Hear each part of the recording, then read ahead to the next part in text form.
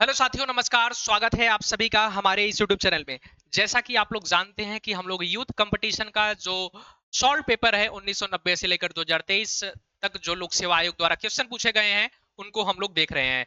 और इसमें हम लोगों ने दो सब्जेक्ट को स्टार्ट किया है। जो हमारा पहला सब्जेक्ट है वो आधुनिक भारत का इतिहास, और जो दूसरा है हमारा भारतीय राज्य व्यवस्था, इंडियन कॉन्स्टिट्यूशन को यानी भारतीय संविधान को हम लोग देख रहे हैं। जो हमारा भारतीय यानी आधुनिक इतिहास है उसमें हम लोगों ने 7 चैप्टर को कंप्लीट कर लिया है। और जो हमारा ये भारतीय राज्य व्यवस्था है इसमें हम लोगों ने 4 टॉपिक को कंप्लीट कर लिया है। आज का जो हमारा टॉपिक है वो 5वां टॉपिक है, जिसमें हम लोग जो महत्वपूर्ण अनुच्छेद हैं, अनुसूचियां हैं, भाग हैं, उनसे संबंधित जितने भी हमारे लोक सेवा आयोग में क्वेश्चंस आए हैं उनको देखेंगे। ध्यान रखिएगा, यहाँ पे जो अनुसूचियां हैं, अनुच्छेद हैं, उनको अनुच्छेद, खासकर जो अनुच्छेद हैं उनको हम लोग क्या है कि थोड़े बहुत देख लेंगे। जो पूछा गया है उसी को देखेंगे, क्योंकि अभी जैसे कि मूल अधिकार में हमको दे दिया आर्टिकल 19। अगर हम लोग आर्टिकल 19 को देखने जाएंगे ना तो यहाँ पे कम से कम आधे घंटे तो आर्टिकल 19 में लग जाएगा। तो इस तरीके से क्वेश्चन की संख्या 30 है और उसको कंप्लीट करने में 2-2.5 घंटे लग जाएंगे। तो इसलिए हम लोग सिर्फ इसमें जितनी भी चीजें दी गई हैं, जो चीजों को पूछा गया है, उन्हीं चीजों को देखेंगे, उन्हीं चीजों को देखेंगे। तो चलिए स्टार्ट करते हैं हम लोग, यानी कि हमारा जो पहला क्वेश्चन है उसकी तरफ बढ़ते हैं। साथ ही साथ मैं आपको बताता चलूं, जो भी लोग हमारे क्लास में पहली बार जुड़ रहे हैं, जो हमारी क्लास में पहली बार जुड़ रहे हैं, उस चैनल को सब्सक्राइब कर लें, लाइक कर दें, और क्या नाम है कि बेल आइकन को क्या है कि दबा के रखें, ताकि उनके पास जो भी हमारे द्वारा जो वीडियो डाला जा रहा है उनके पास उनका नोटिफिकेशन पहुंच जाए। साथ ही साथ आपको अगर क्लासेस अच्छी लगती हैं तो आप अधिक से अधिक लोगों तक शेयर करिए, अधिक से अधिक लोगों तक शेयर करिए। तो चलिए देखते हैं हमारा आज का पहला क्वेश्चन। भारतीय संविधान के निम्नलिखित अनुच्छेदों में से कौन सा समान नागरिक संहिता की बात करता है? समान नागरिक संहिता की बात करता है, इसमें पूछा गया है कौन सा अनुच्छेद है। तो आर्टिकल 41, आर्टिकल 43, आर्टिकल 44 और आर्टिकल 42। तो इसका आंसर हो जाएगा आर्टिकल 44। आर्टिकल 44 जो है ये समान नागरिक संहिता की बात करता है, समान नागरिक संहिता की बात करता है। अगर हम बात करें आर्टिकल 44, तो इसका उल्लेख जो है आपको पता है डीपीएसपी, क्या DPSP directive principle of state policy की बात करती है। ये जो है ना, इसका उल्लेख जो है भाग 4 में आर्टिकल आर्टिकल 36 से 51 के बीच में किया गया है। 36 से 51 के बीच में किया गया है। इन सारी चीजों को हम लोग डीपीएसपी वाले क्लास में देखेंगे, जिससे संबंधित बहुत सारे क्वेश्चंस हैं। उनमें हम पूरा का पूरा आर्टिकल देखेंगे, डीपीएसपी के बारे में देखेंगे कि क्या क्या चीजें इसके बारे में याद रखनी होती है। ये सारी चीजों को देखेंगे। यहाँ सिर्फ हम अपने क्वेश्चन को पढ़ते हुए, आंसर को लगाते हुए, थोड़ी बहुत जानकारी प्राप्त करते हुए आगे बढ़ेंगे।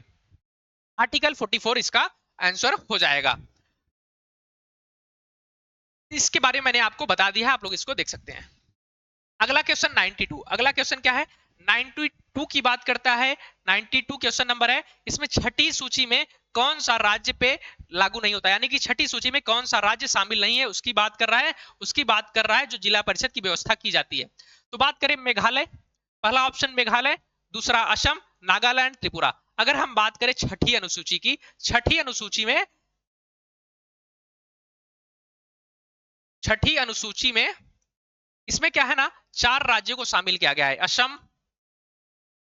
असम, मेघालय, त्रिपुरा और मिजोरम। ये 4 राज्य इसमें शामिल किए गए। इनके जनजातीय क्षेत्रों के बारे में चीजों को बताया गया है, एसटी के बारे क्षेत्रों के बारे में बताया गया है, उनको इसमें प्रावधान किया गया है। बट इसमें नागालैंड को शामिल नहीं किया गया है, नागालैंड को शामिल नहीं किया गया है, यानी कि इसका आंसर हो जाएगा ऑप्शन सी। ऑप्शन सी जो है इसका आंसर हो जाएगा, इसमें शामिल नहीं है। इसके अगर व्याख्या को देखें, अगर इसके व्याख्या को देखें तो वही सारी चीजें जो मैंने बताया, छठी अनुसूची में कौन कौन से राज्य शामिल हैं उसको बताया है। फिर इनकी जो व्यवस्था है वो आर्टिकल 244(2) में की गई है, अनुच्छेद 275 के अंतर्गत इनके अंतर्गत किया गया है। प्रत्येक स्वशासी जिले के लिए एक जिला परिषद होगा, जिसमें 30 सदस्य होंगे, जिसमें से जो है ना 4 जो है वो राज्यपाल के द्वारा नाम निर्देशित किया जाएगा। और जो 26 होंगे उनको क्या होगा, वयस्क निर्वाचन के आधार पर उनका क्या है, वयस्क मताधिकार के आधार पर उनका निर्वाचन होगा। और नागालैंड जो है ना इस छठवीं सूची का भाग नहीं है, नागालैंड को छठवीं अनुसूची में नहीं रखा गया है। अगर हम बात कर लें आपसे कुछ अनुसूचियों के बारे में, तो देखिएगा, जो हमारी अनुसूची है, अगर आपसे मूल संविधान पूछता है, मूल संविधान, मूल संविधान में कितनी अनुसूची थी? मूल संविधान में अगर हम बात करें तो इसमें अनुसूचियों की संख्या 8 थी। कितनी? 8 थी। अगर आपसे वर्तमान में पूछे, वर्तमान में कितनी अनुसूची है वर्तमान में, तो इनकी इनकी संख्या कितनी है? तो इनकी संख्या 12 है।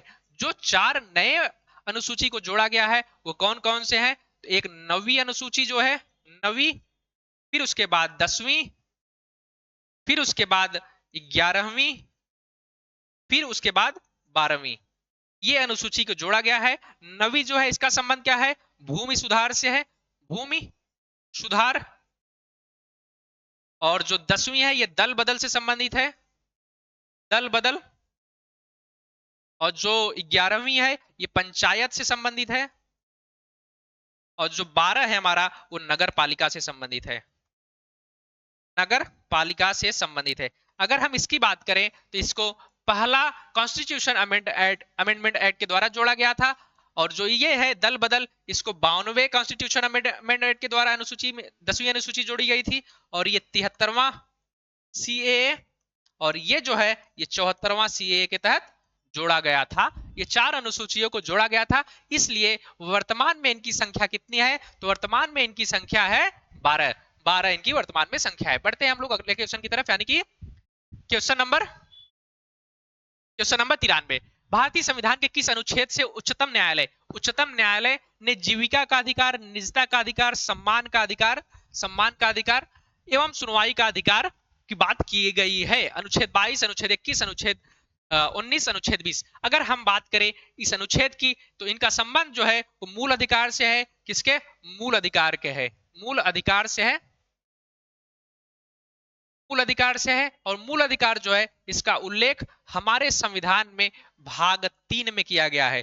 भाग 3 में आर्टिकल जो है इसका 12 से 35 के बीच में इसका उल्लेख किया गया है।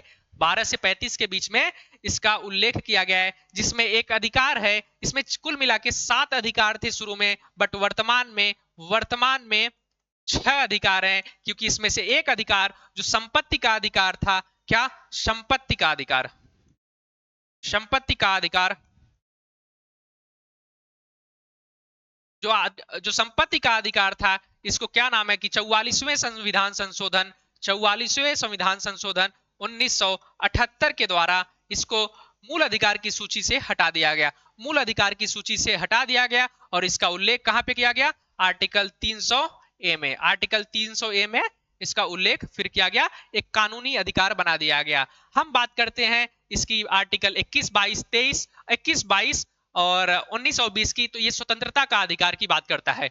स्वतंत्रता का अधिकार, स्वतंत्रता का अधिकार, इसका उल्लेख जो है आर्टिकल 19 से लेकर 22 के बीच में किया गया है, 19 से लेकर 22 के बीच में किया गया है। अब इसमें जो क्वेश्चन पूछा है इसका आंसर क्या हो जाएगा? तो अनुच्छेद 21, अनुच्छेद 21 में जीवन जीने की बात की गई है। जीवन जीने से संबंधित है, जीविका की बात करता है, निजता की बात करता है। कौन? Article 21, article 21।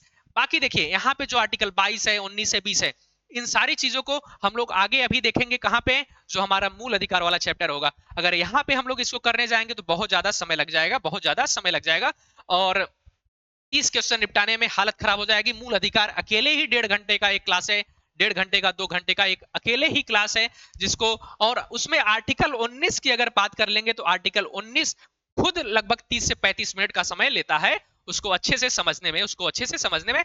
इस तरीके से हम लोग यहाँ पे चीजों को, थोड़ी बहुत चीजों को देखेंगे और आगे बढ़ जाएंगे। चलिए हम लोग आगे बढ़ते हैं, यानी कि क्वेश्चन नंबर 94 की तरफ बढ़ते हैं। ये सारी चीजों को मैंने बता दिया। निम्नलिखित में से कौन सा भाग क्या है कि सही सुमेलित नहीं है? कौन सा भाग सही सुमेलित नहीं है? मैं आपको भाग के बारे में थोड़ी जानकारी दे दूं तो मूल संविधान में भाग जो है ना, ये मूल संविधान की बात कर रहा हूं मैं। मूल संविधान में कितने भाग थे? तो 22 भाग थे। वर्तमान में कितना है? वर्तमान में 25 भाग हैं, बट ये 25 भाग इनकी संख्या में 25 नहीं है, यानी कि ये भाग 23, 24, 25 ऐसे नहीं है, इसमें कुछ उपभाग जोड़े गए हैं। जैसे 4 क को जोड़ा गया है, उसके बाद इसमें 9 क को जोड़ा गया है, 9 ख को जोड़ा गया है और 14 क को जोड़ा गया है। कौन कौन सा भाग को जोड़ा गया है?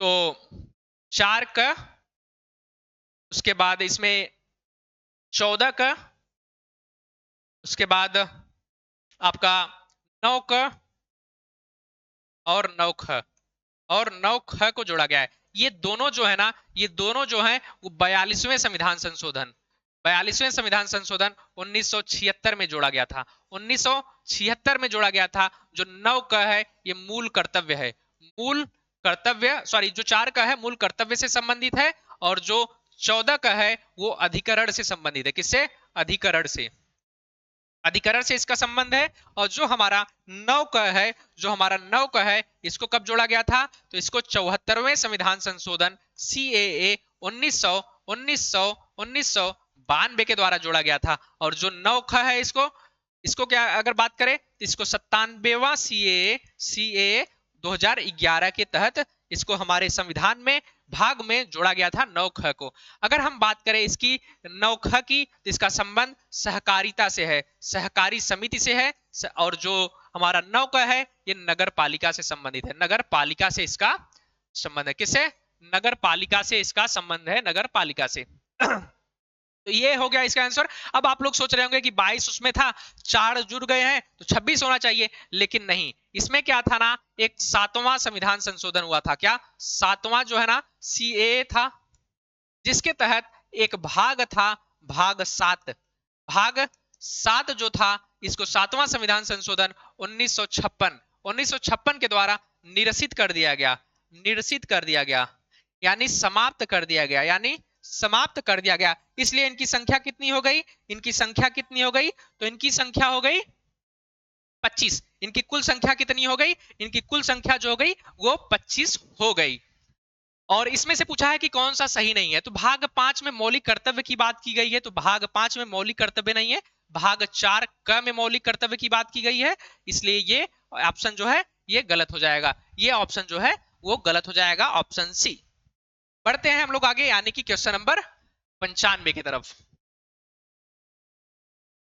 भारतीय संविधान के निम्नलिखित अनुच्छेदों में कौन सा राष्ट्रपति के क्षमादान के अधिकार से संबंधित है? राष्ट्रपति के क्षमादान से संबंधित है अनुच्छेद अनुच्छेद 72। अनुच्छेद 72 जो है वो राष्ट्रपति के क्षमादान से संबंधित है। अगर हम इसकी व्याख्या को देखें तो व्याख्या में बताया जा रहा है भारतीय संविधान का जो आर्टिकल 72 है वो राष्ट्रपति के क्षमादान के अधिकार से संबंधित है। राष्ट्रपति को किसी अपराध के लिए सिद्ध दोष ठहराए गए किसी व्यक्ति के दंड को क्षमा करना, उसका प्रविलंबन, विराम या परिहार करने की अथवा दंडादेश के निलंबन, परिहार या लघुकरण की शक्ति प्रदान करता है। कौन? आर्टिकल 72। आर्टिकल 72 उन सभी मामलों में, किसमें? उन सभी मामलों में जिनमें दंड या दंडादेश सेना न्यायालय ने दिया है, दंड या दंडादेश सेना न्यायालय ने दिया है। संघीय विधि के विरुद्ध किसी अपराध में दंड दिए गए में, उन सभी मामलों में जिनमें दंडादेश मृत्यु दंडादेश है, यानी कि जो सेना के द्वारा इनको दंड दिया गया है उसमें, और संघीय विधि के विरुद्ध जो अपराध किए हैं उसमें जो दंड दिया गया है, और जो इसमें दंडादेश है जो मृत्यु, यानी कि मृत्यु दिया गया है कि इनको मृत्यु की सजा दी गई है, उस दंडादेश में राष्ट्रपति को क्षमादान की शक्ति प्राप्त है, राष्ट्रपति को क्षमादान की शक्ति प्राप्त है। बढ़ते हैं हम लोग अपने अगले क्वेश्चन की तरफ, यानी कि क्वेश्चन नंबर 97। एसआर बोम्बई में 9 न्यायाधीशों का पीठ द्वारा निम्नलिखित में से किस अनुच्छेद की न्यायिक समीक्षा की गई है? किस अनुच्छेद की न्यायिक समीक्षा की गई है? आपको बताना है 97 का, 97 का है आपको बताना है। इसका क्या हो जाएगा? तो अनुच्छेद 352, अनुच्छेद 356, अनुच्छेद 358 और अनुच्छेद 360, ये सारे अनुच्छेद जो है आपातकाल से संबंधित है। किससे? आपातकाल से संबंधित है। जो हमारा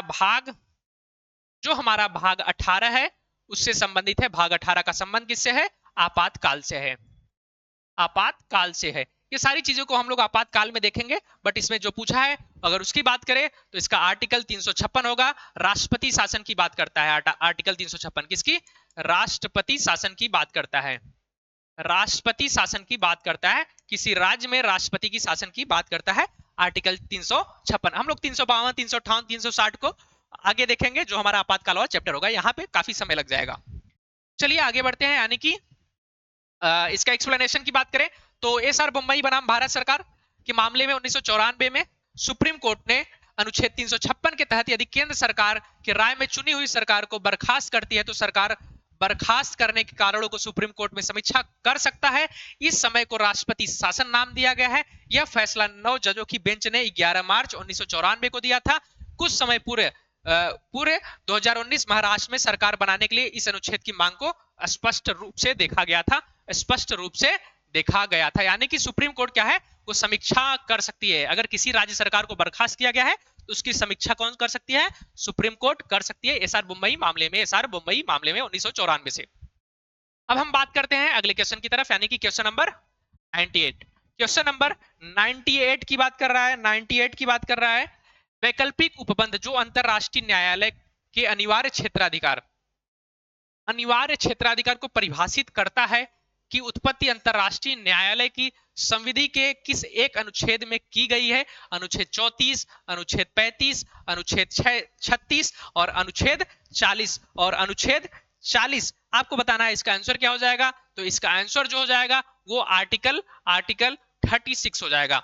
आर्टिकल 36 हो जाएगा, आर्टिकल 36 होगा जाएगा। अगर इसकी हम व्याख्या को देखें तो अंतरराष्ट्रीय न्यायालय के अनुच्छेद 36 के वैकल्पिक उपबंध जो अंतरराष्ट्रीय न्यायालय के अनिवार्य क्षेत्राधिकार को परिभाषित करता है कि उत्पत्ति अंतरराष्ट्रीय न्यायालय की संविधि 1 से होती है।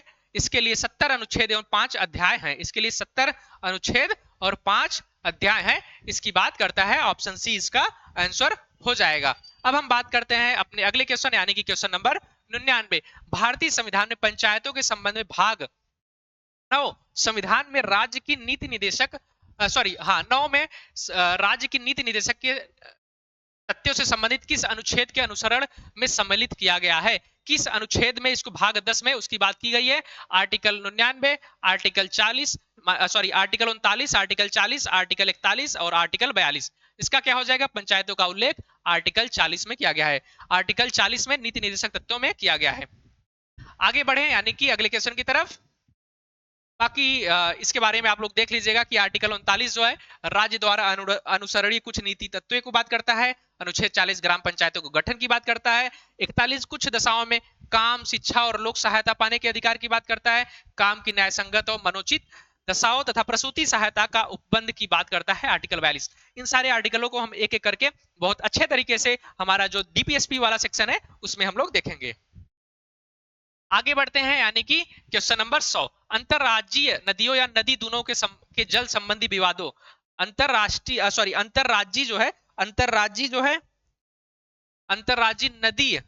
नदी दूनों के जल संबंधी विवादों का न्याय निर्णय भारतीय संविधान के किस अनुच्छेद के अंतर्गत किया जाता है। किस अनुच्छेद के अंतर्गत किया जाता है ये पूछा गया है। तो इसका आंसर क्या हो जाएगा, अनुच्छेद 260, अनुच्छेद 261, अनुच्छेद 262 और अनुच्छेद 263। इसमें क्या हो जाएगा आंसर इसका, तो अनुच्छेद 262। अनुच्छेद 262 इसका आंसर हो जाएगा। इसके तहत इसका जो है प्रावधान किया जाता है, इसके न्याय निर्णय की बात की जाती है। अगर इसके व्याख्या को देखें तो अनुच्छेद का प्रावधान जो हमारा आर्टिकल 260 इसमें दिया था वो भारत के बाहर राज्य क्षेत्र के संबंध में संघ की अधिकारिता की बात करता है। क्या भारत के बाहर राज्य क्षेत्र के संबंध में संघ की अधिकारिता की बात करता है। अनुच्छेद 261 सार्वजनिक कार्य, अभिलेख और न्यायिक कार्यवाही की बात करता है। अनुच्छेद 262 जो है अंतरराष्ट्रीय नदियों या नदी दूनों के जल संबंधी विवादों का न्याय निर्णय करता है। यही वाला ऑप्शन था हमारा, ऑप्शन उसमें था वो सही हो जाएगा। अनुच्छेद 263 जो है अंतरराज्यीय परिषद के संबंध में उपबंध करता है, अंतरराज्यीय परिषद के संबंध में उपबंध करता है। अब हम बात करते हैं अगले क्वेश्चन, यानी कि 101। भारत के संविधान क्या 101 की बात करता है। भारत के संविधान के अनुच्छेद 200 के प्रावधान के अंतर्गत किस राज्य के महामहिम गवर्नर को अधिकार है कि वह राज्य के विधानमंडल द्वारा पारित बिल पर अपनी सहमति रोक ले। राज्य के विधानमंडल द्वारा पारित बिल पर अपनी सहमति रोक ले। राज्य के विधानमंडल द्वारा पारित बिल को राष्ट्रपति के विचार हेतु रिजर्व रखे। मनी बिल को छोड़कर राज्य विधानमंडल द्वारा पारित बिल को पुनः विचार हेतु विधानमंडल को वापस कर दे। इसमें पूछा गया है 200 के प्रावधान के अंतर्गत क्या चीजें हैं। तो इसका आंसर क्या हो जाएगा? इसका आंसर हो जाएगा ऑप्शन बी। ऑप्शन बी, यानी कि आर्टिकल 200 के अंतर्गत ये तीनों जो है अधिकार प्रदान किए गए हैं किसको? महामहिम यानी कि राज्यपाल को। राज्यपाल को ये प्रावधान दिया गया है, तीनों अधिकार प्रदान किया गया है। एक्सप्लेनेशन की बात करें तो भारत के संविधान के अनुच्छेद 200 के प्रावधान के अंतर्गत किसी राज्य के राज्यपाल को यह अधिकार है कि वह राज्य के विधानमंडल द्वारा पारित विधेयक पर अनुमति रोक ले, विधेयक को राष्ट्रपति के लिए विचार के लिए रिजर्व रखे, यदि विधेयक मनी विधेयक न हो तो राज्य विधानमंडल को पुनः विचार के लिए वापस कर दे। यदि मनी विधेयक न हो तो उसे राज्य के लिए पुनः क्या है? विचार के लिए वापस कर दे। बढ़ते हैं अगले क्वेश्चन की तरफ, यानी कि क्वेश्चन नंबर 102। क्वेश्चन नंबर 102 की बात करें तो इसका क्या हो जाएगा? संविधान का कौन सा अनुच्छेद राष्ट्रपति को पिछड़ा वर्ग की दशा की जांच हेतु प्राधिकृत करता है?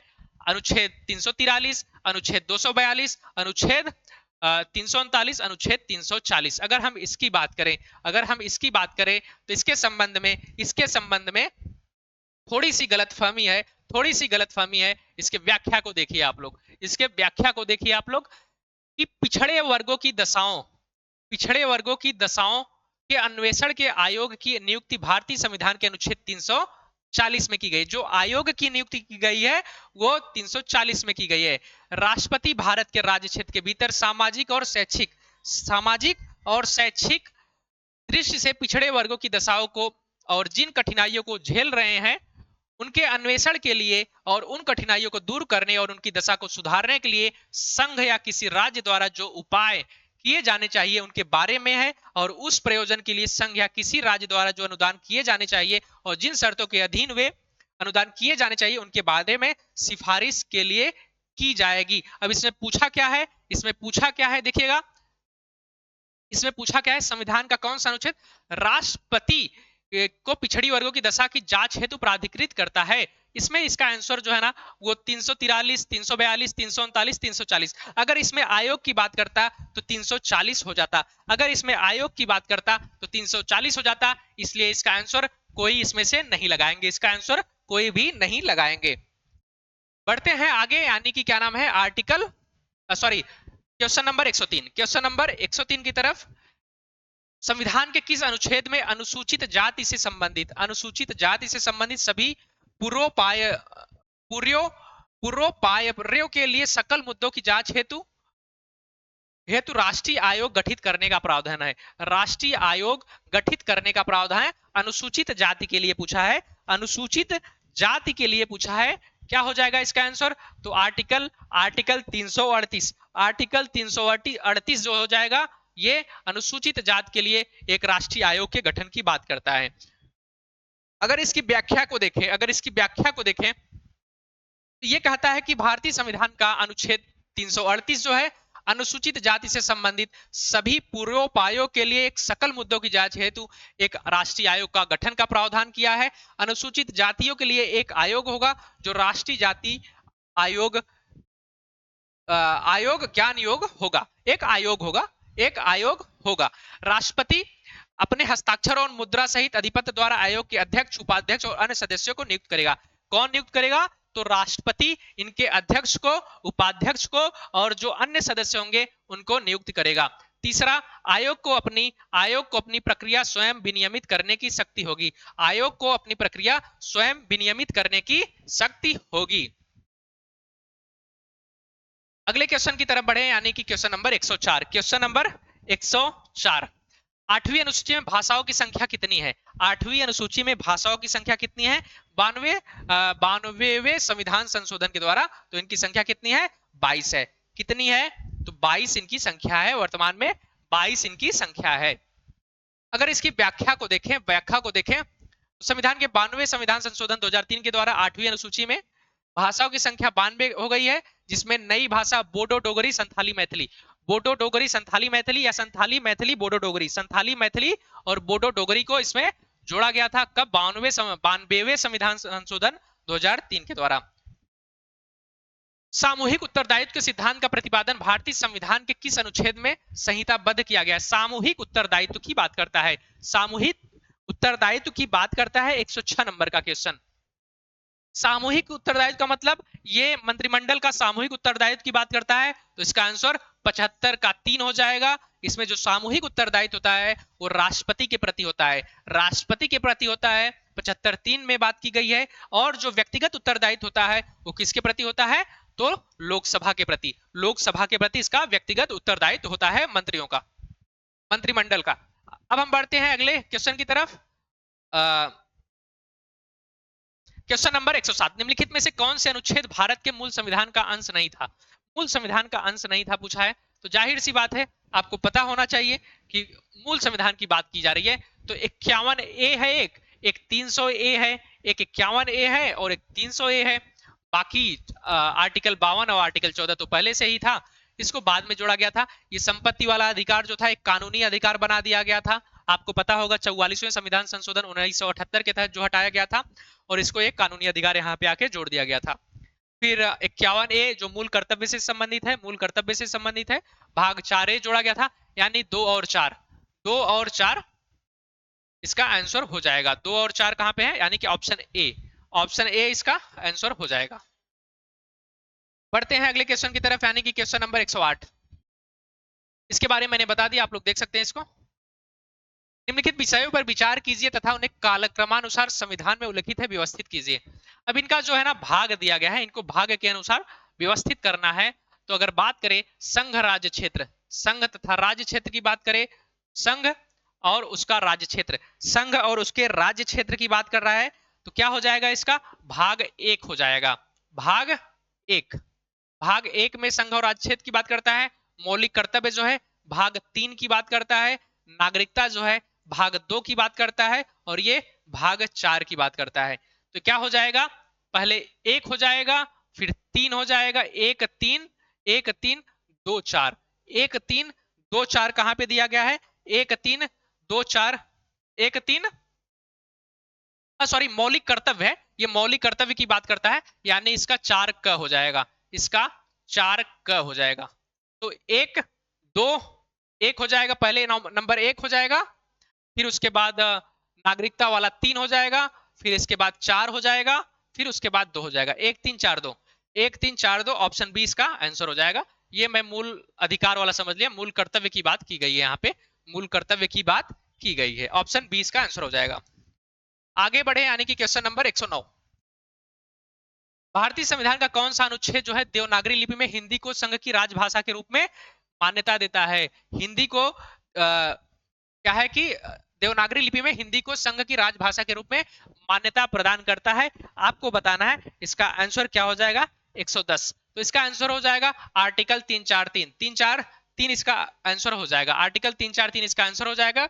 अगर हम इसकी व्याख्या की बात करें तो अनुच्छेद 343 के अनुसार संघ की राजभाषा हिंदी और लिपि देवनागरी होगी। संघ के शासकीय प्रयोजन के लिए प्रयोग होने वाले अंकों का रूप जो होगा भारतीय अंकों का अंतरराष्ट्रीय रूप होगा। संविधान के भाग 17 में अनुच्छेद 343 से 51 तक राजभाषा के संबंध में व्यवस्था की गई है। भाग 17 में इसका उल्लेख किया गया है राजभाषा के बारे में। क्वेश्चन नंबर 110 की बात कर ले, सॉरी 111 की बात कर ले, तो भारतीय संविधान का अनुच्छेद 371 कुछ भारतीय राज्यों के लिए विशेष प्रावधान करता है। नीचे दिए हुए राज्यों में से कौन इस अनुच्छेद के अंतर्गत नहीं आता है?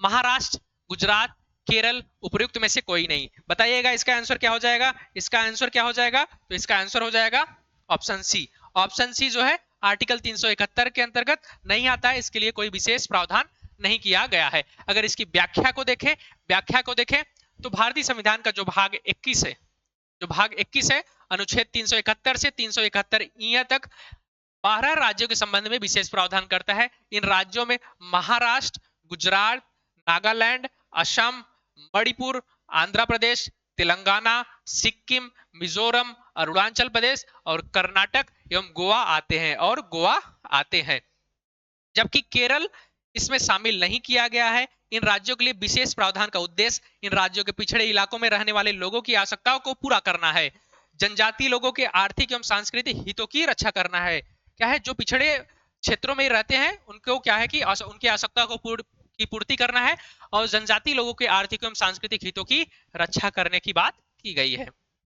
बढ़ते हैं आगे, यानी कि अगले क्वेश्चन के क्वेश्चन नंबर 112। भारत के संविधान के निम्नलिखित में से किस अनुसूची में दल बदल विरोधी अधिनियम का प्रावधान किया गया है? तो इसका आंसर क्या हो जाएगा, 10वां। 10वीं अनुसूची में दल बदल से संबंधित प्रावधान किया गया था। इसमें मूल संविधान में ये नहीं था, मूल संविधान में ये नहीं था। इसको क्या है कि 52वें संविधान संशोधन, 52वें कॉन्स्टिट्यूशन अमेंडमेंट एक्ट के द्वारा इसको जोड़ा गया था। इसको जोड़ा गया था कब? 52वें संविधान संशोधन अधिनियम के तहत इसको जोड़ा गया था। बढ़ते हैं आगे। बाकी इसको मैंने आपको बता दिया 1985 में 52वें संविधान संशोधन द्वारा इसको जोड़ा गया था। अगला क्वेश्चन है अपना, निम्नलिखित में से कौन सा अनुच्छेद ये प्रावधान करता है कि उच्चतम न्यायालय द्वारा घोषित कानून भारत के राज्य क्षेत्र के भीतर सभी न्यायालयों के लिए बाध्यकारी होगा? सभी न्यायालयों के लिए बाध्यकारी होगा, ये आपको बताना है। अनुच्छेद 140, अनुच्छेद 143, अनुच्छेद 142 और अनुच्छेद 141। तो इसका आंसर हो जाएगा अनुच्छेद 141। अनुच्छेद 141 इसका आंसर हो जाएगा। 141 के अनुसार उच्चतम न्यायालय द्वारा घोषित कानून भारत के राज्य क्षेत्र के भीतर सभी न्यायालयों के लिए बाध्यकारी है, सभी न्यायालयों के लिए बाध्यकारी है।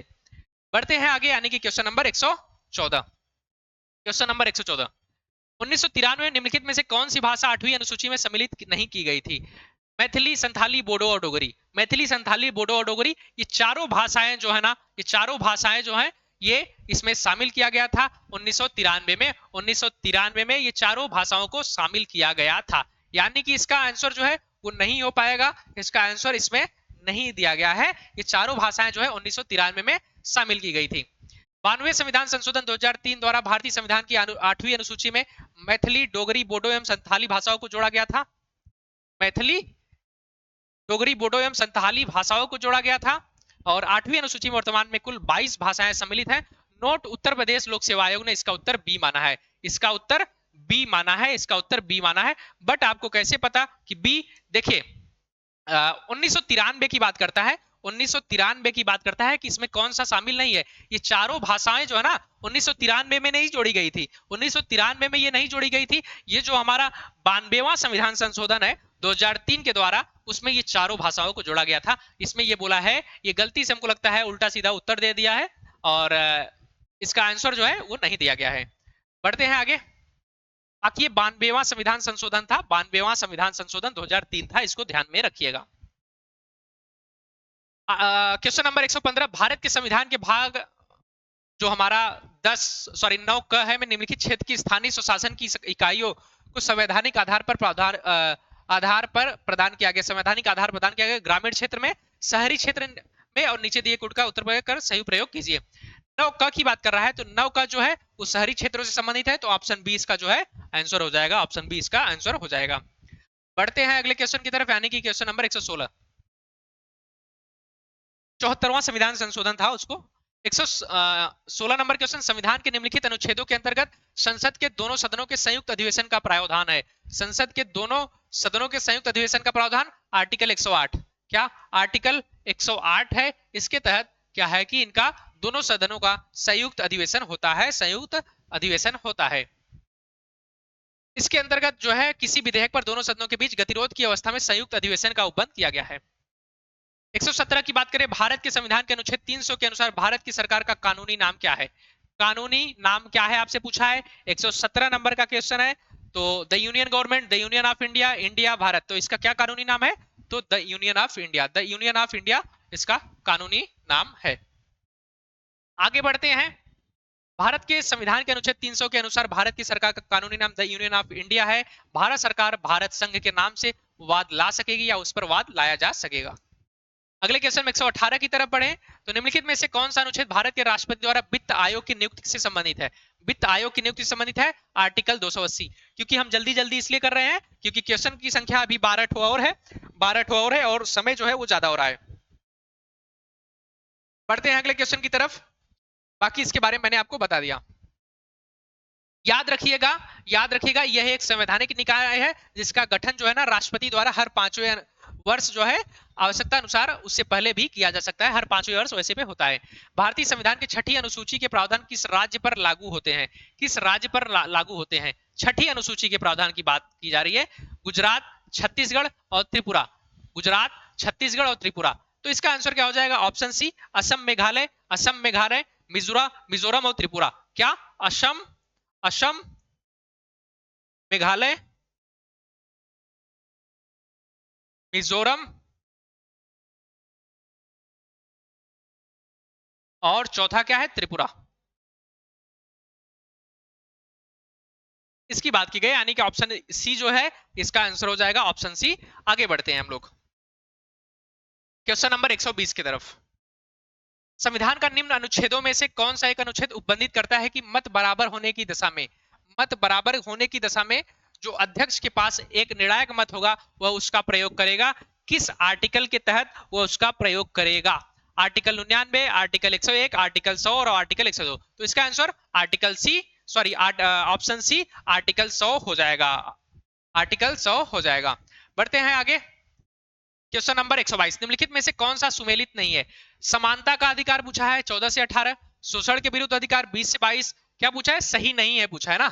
समानता का अधिकार 14 से 18 सही है, धार्मिक स्वतंत्रता का अधिकार 25 से 28 सही है, फिर सांस्कृतिक एवं शैक्षणिक अनुच्छेद 29 से 30 ये भी सही है। जो शोषण के विरुद्ध अधिकार है ना वो 20 से 22 नहीं है, वो क्या है? 23 और 24 में है। 23 और 24 में इसका उल्लेख किया गया है शोषण के विरुद्ध अधिकार। और जो 20-22 है इसमें बात करें तो 19 से लेकर 22 तक जो है वो स्वतंत्रता के अधिकार की बात करता है। स्वतंत्रता के अधिकार की बात करता है, स्वतंत्रता के अधिकार की बात करता है। इसलिए ऑप्शन बी जो है ये गलत है। ऑप्शन बी जो है ये गलत हो जाएगा। ऑप्शन बी गलत हो जाएगा। बढ़ते हैं आगे, यानी कि अगले क्वेश्चन की तरफ। Question number 123। निम्नलिखित में से कौन सा सुमेलित नहीं है पूछा है? कौन सा सुमेलित नहीं है पूछा है, आपको बताना है इसमें से कौन सा सुमेलित नहीं है। क्वेश्चन नंबर 123 की बात करता है। 123 की बात करता है अनुच्छेद 52 जो है राष्ट्रपति का निर्वाचन, अनुच्छेद जो है 51 मौलिक कर्तव्य की बात करता है, अनुच्छेद 154 राज्य की कार्यपालिका शक्तियां, अनुच्छेद 165 राज्य का महाधिवक्ता। देखिए राज्य की महाधिवक्ता ये तो सही है, ऑप्शन डी सही है। अनुच्छेद 154 राज्य की कार्यपालिका भी सही है। 51 मौलिक कर्तव्य की बात करता है। अनुच्छेद 52 जो है ना, अनुच्छेद 52 जो है राष्ट्रपति के निर्वाचन से संबंधित नहीं है। अनुच्छेद 52 जो है वो निर्वाचन से संबंधित नहीं है, वो एक कार्यपालिका की बात करता है, कार्यपालिका की बात करता है, संघ की बात करता है अनुच्छेद 52। इसके अगर व्याख्या को देखें, उसके अगर व्याख्या को देखें क्या करता है? अनुच्छेद 52 जो है भारत का एक राष्ट्रपति होगा, एक राष्ट्रपति होगा उसकी बात करता है। अनुच्छेद 51 मौलिक कर्तव्य है, अनुच्छेद ये तीनों बता दिया। और राष्ट्रपति का निर्वाचन संबंधित जो प्रावधान है वो आर्टिकल 54 में किया गया है। किसमें? आर्टिकल 54 में उसका प्रावधान किया गया है। और आर्टिकल 52 भारत का एक राष्ट्रपति होगा इसकी बात करता है, भारत की एक राष्ट्रपति होगा उसकी बात करता है, जो कि एक तरह से नाम मात्र का क्या होगा? नाम मात्र का जो है वो मुखिया होगा। नाम मात्र का मुखिया होगा कौन? राष्ट्रपति। वास्तविक मुखिया कौन होता है? वो प्रधानमंत्री होता है। उसकी बात किसमें है? जो राष्ट्रपति है आर्टिकल 52 में। भारतीय संविधान के किस भाग में संघ राज्य संबंध का प्रावधान है? संघ और राज्य का प्रावधान है पूछा गया है। संघ राज्य का प्रावधान है की बात की गई है। Question number 124। क्वेश्चन नंबर 124 की बात करता है, तो आपको बताना है भाग आपका 5, भाग 7 और भाग 8 और भाग 10। भाग 10 आपको बताना है। तो इसका क्या होगा? संघ राज्य की बात कर रहा है, संघ राज्य संबंध की बात कर रहा है, तो इसका हो जाएगा भाग 10। क्या हो जाएगा? भाग 10 इसका आंसर हो जाएगा।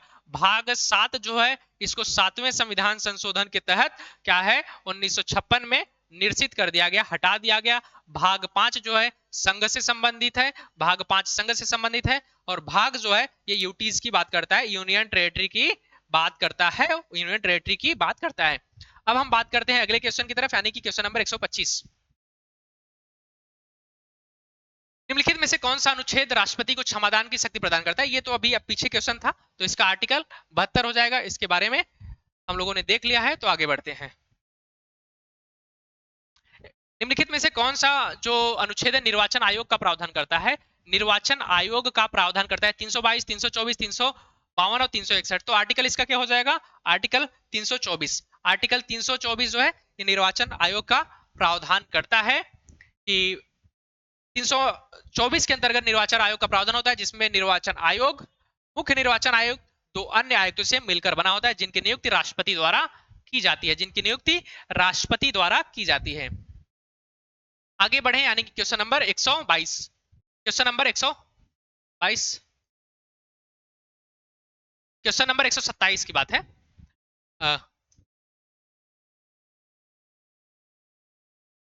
भारतीय संविधान के किस अनुच्छेद में राज्य निर्वाचन आयोग के गठन का प्रावधान किया गया है? राज्य निर्वाचन आयोग के गठन का प्रावधान किया गया है 243 के। ये तो अभी देख लिया आप लोगों ने, तो 243 के इसका आंसर हो जाएगा। हम लोग पंचायत में भी इसको देखेंगे। अब बात करते हैं 128 भारतीय संविधान के किस अनुच्छेद के अंतर्गत अंतरराष्ट्रीय समझौतों को प्रभावी बनाने हेतु संसद राज्य सूची के विषय पर कानून बना सकती है।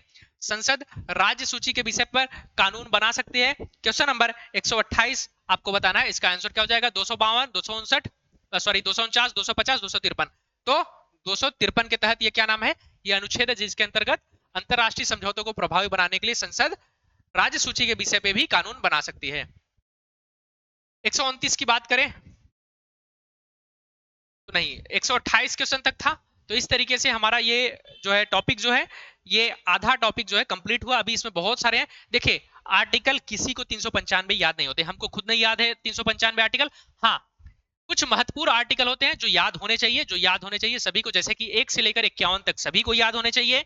उसके बाद आपको पंचायत के बारे में आर्टिकल याद होना चाहिए, फिर नगर पालिका जो होता है उसके बारे में, फिर उसके बाद जो आपका निर्वाचन होता है उसके, राजभाषा, उसके बाद आपातकाल, ये सारे आर्टिकल जो होते हैं प्रमुख वित्त आयोग से संबंधित आर्टिकल, राष्ट्रपति, उसके बाद आपका क्या नाम है, प्रधानमंत्री, राज्यपाल, सर्वोच्च न्यायालय, उच्च न्यायालय, इन सारे बारे में आर्टिकल, कुछ आर्टिकल याद होने चाहिए। सभी को 395 नहीं याद होता है, कोई भी हो।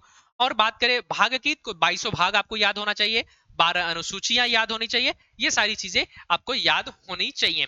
उम्मीद करते हैं कि आपको क्लास अच्छा लगा होगा। मिलते हैं आप लोगों से अगली क्लास में, तब तक के लिए धन्यवाद।